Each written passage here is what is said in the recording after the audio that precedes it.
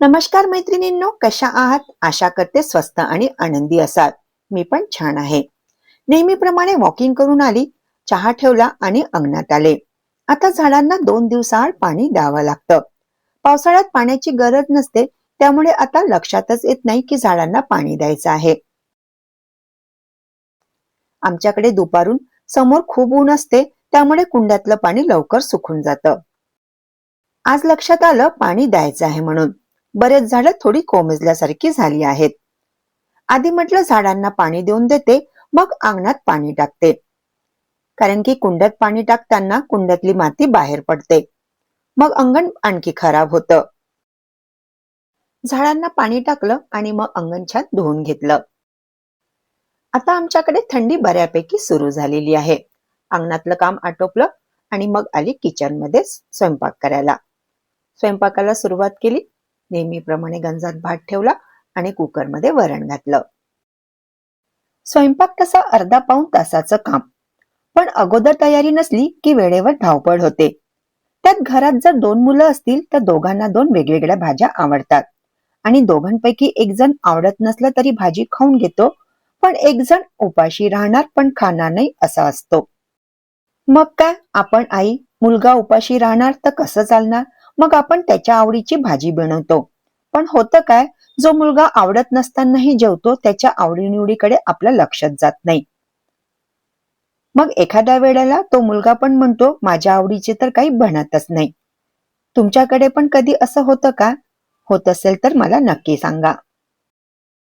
म्हणून मला असं वाटतं आपण आठवड्याचा मेनू तयार करून घ्यावा.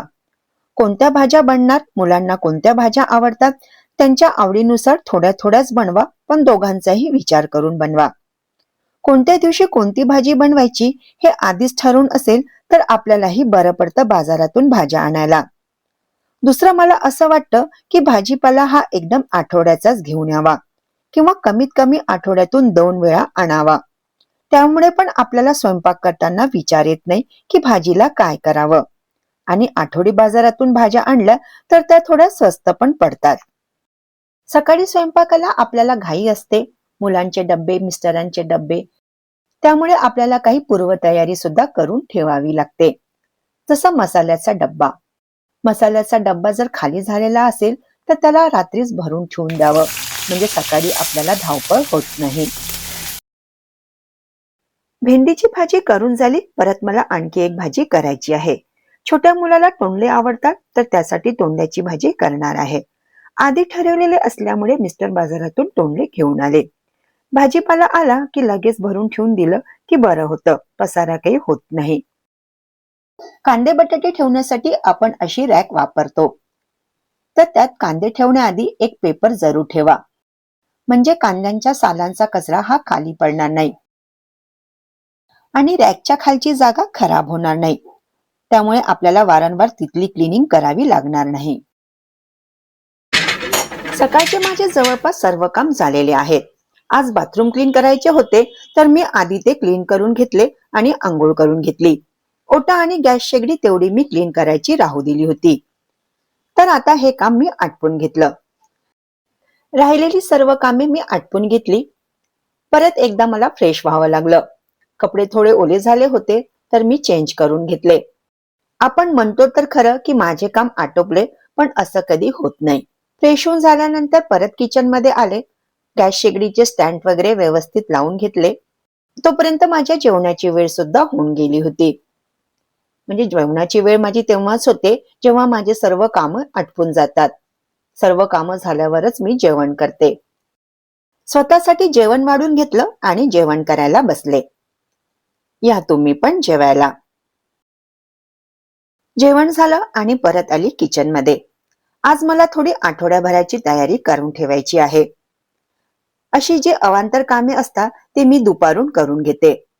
मला दुपारी झोपायला अजिबात आवडत नाही, तर दुपारची वेळ मी अशा या कामासाठी उपयोगी आणते.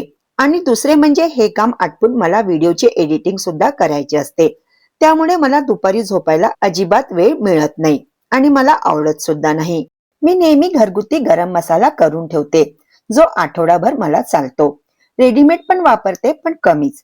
असा हा घरगुती मसाला अगदी फ्रेश असतो आणि भाजीला टेस्ट सुद्धा खूप छान येते.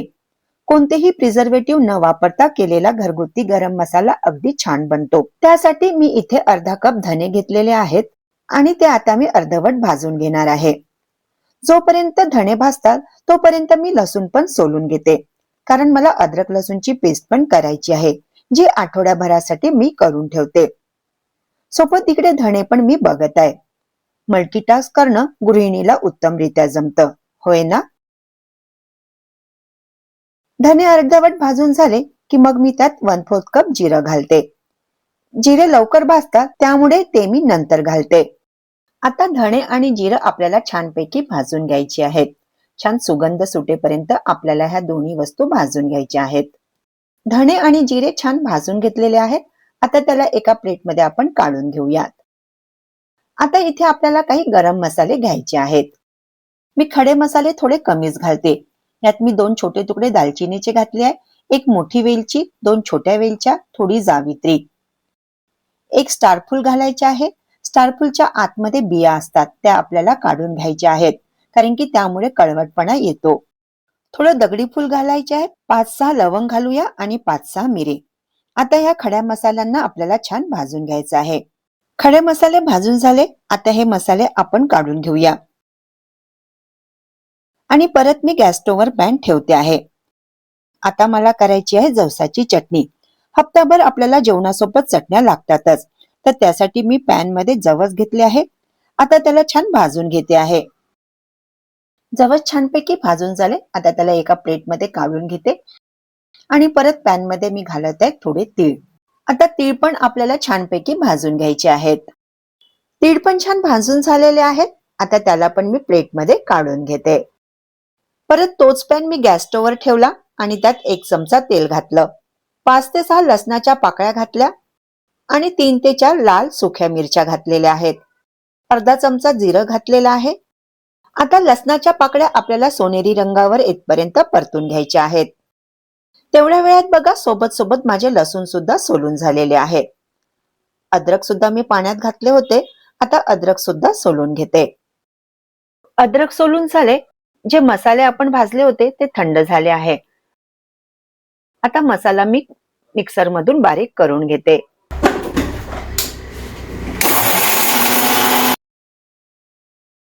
बघा तयार झालाय आपला घरगुती मस्त बढिया असा गरम मसाला. आता एका एअरटाईट कंटेनर मध्ये मी याला भरून ठेवते. 8 ते 10 दिवस हा मसाला मला छान चालतो. एकदम फ्रेश असल्यामुळे भाज्यांना खूप छान सुगंध आणि टेस्ट या मसाल्यांमुळे येतो.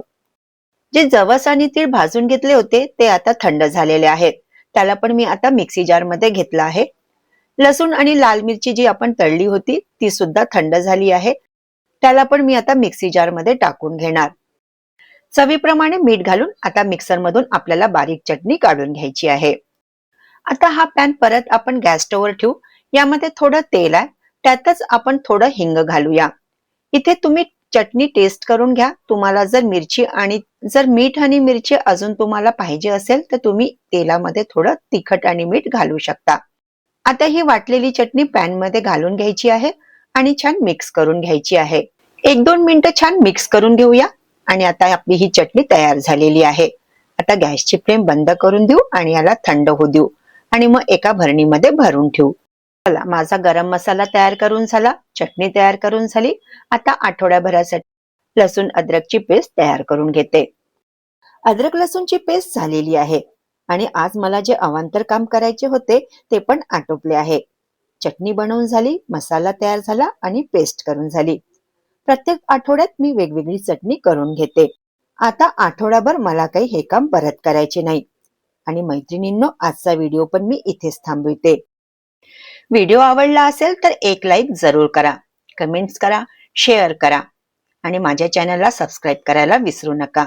धन्यवाद.